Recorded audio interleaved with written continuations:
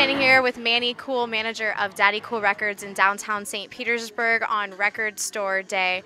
Manny, tell me a little bit about how Daddy Kool got involved with Record Store Day. Record Store Day is a national event, and basically we just jumped on board. It was all these record labels put out all these great limited edition 45s, LPs, and CDs, and we just hopped on the bandwagon and ran with it. It's a fairly recent event, right? It is a fairly recent event. This is the third year, and this is our second year participating. 25% off all items in the glass display case. A crazy lineup of bands at Food Wars. It's getting bigger every year, y'all. Well, I think it's pretty cool to promote it, and especially now with the way the music industry is, and to come out and actually buy physical copies. And Dad's over there looking too, and something we can share together. You know, it's more of an intimate quality that you get. It's cooler to listen to than a CD or an MP3. Yeah, more out of the sound thing. It's like a little bit of an aesthetic. It feels good to have like the big chunky record that you can just stick on the player. It also kind of feels like you're keeping something alive too. Like you don't want something to go out of date entirely, especially when it's a really good medium. We'll start off here in the hip hop and just we'll go with what's facing because they're all amazing. The Kool, I love the Kool.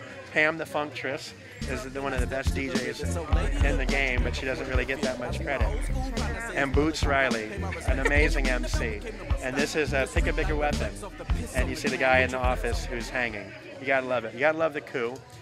Of course, PE, It Takes the Nations and Millions to Hold Us Back. Flavor Flav. You know, whatever about what happened with Flav now, but this record was very instrumental in opening my mind and my horizons, you know, to like Malcolm X and things like that. This album came out when I was in college. And of course, this album is one of the greatest of all time. Beastie Boys, fantastic. Really excited about the resurgence of vinyl. I grew up with vinyl. I've got a few records myself, actually quite a number, and was a recording engineer, so my heart is here. And I know we spoke with your daughter. Was it important for you to kind of instill the power of vinyl with your kids? Well, Ellen's our only child, and we really didn't have to instill it.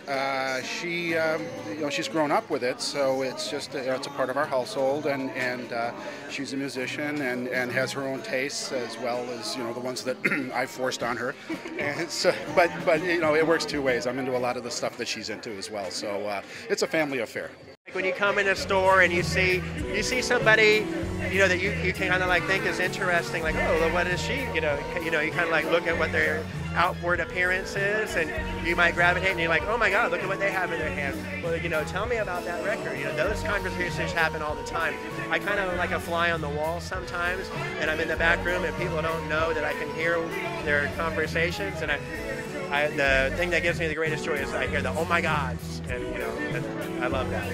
This is Arielle Stevenson reporting for New Roots News.